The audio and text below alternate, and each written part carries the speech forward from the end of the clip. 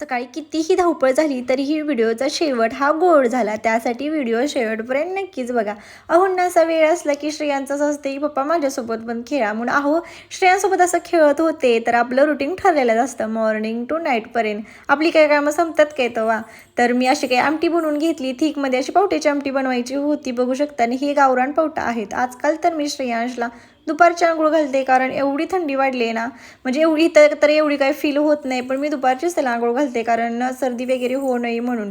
आधीमध्ये मी आहोंना म्हणत असते कशाला जर्किंग नेताय, तर त्यासाठी आहोंनी मोठी गाडी न नेता आम्ही टू व्हीलरवरती गेलो होतो. आणि खरंच एवढी थंडी होते ना, बाप रे बाप, टू व्हीलरवर तर एवढी थंडी वाजते.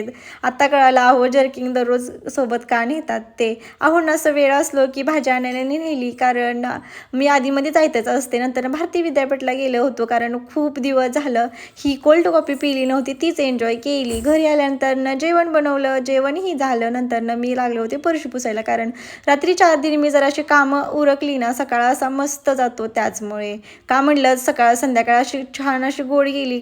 त्यामुळे बघू शकता मी 2 दिवस झाला हा ब्लाऊज शिवत होते. मला खूप आवडला आणि फिटिंग तर त्याची एवढी छान वाटली ना, म्हणूनच मन